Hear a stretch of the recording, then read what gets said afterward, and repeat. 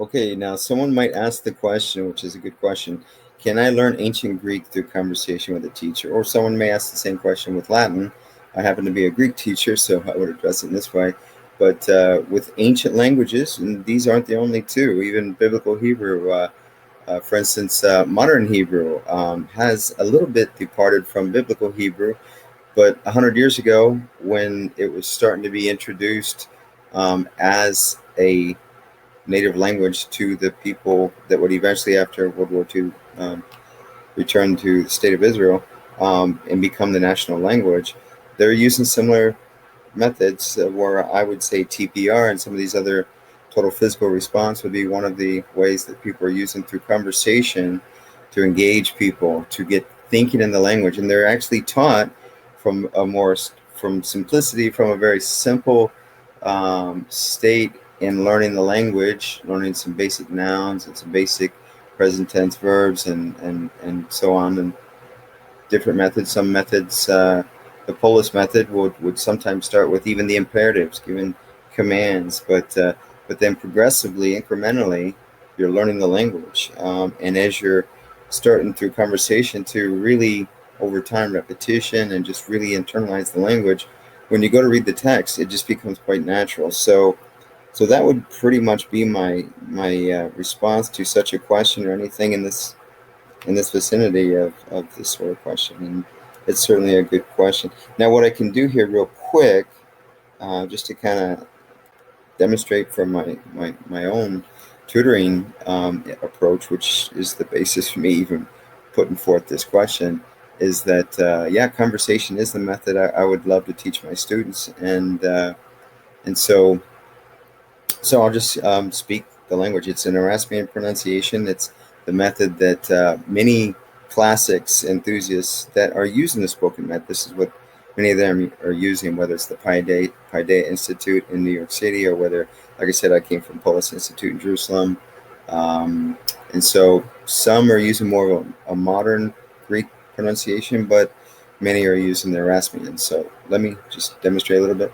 So maybe I would say, hello, how are you? Haire te pantes, haire te o matetai, pos ekete, how are you?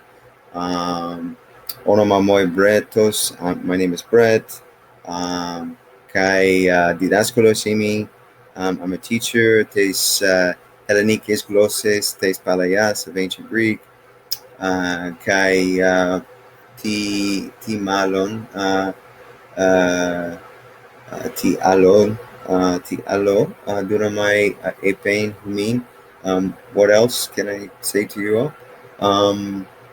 Nai, Jose Moidoke, it seems to me, hoti dia tu epain, dia tu la lane Hellenisti, through speaking Greek, Hellenisti tes palayas, of ancient Greek.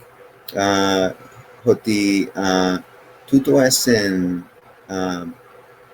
Kalista, Kalista, Jodos, um, esto mantaning, tautinting glossen, in order to learn this language. It's a great way. Kai malista de, especially esto anagnonai, hufostis, in order to read a particular text. What the uh, duo anthropoi gay, la lucian, tautinting glossen, kai uh, glossantina, any language, through conversation or speaking. But the procoptomen, meta olivu, chrono, we progress into a little time, to Hatehe glosse, tes palayas, this ancient Greek language, parestin eso, to somatos hemon. It's inside of ourselves, inside of our bodies. It's inside of us. Kai eta, os ede, ego elalisa, estin taute ten kalisten hodon esto anagenosken hufosti. It's a great way to be able to read a particular text, an ancient text.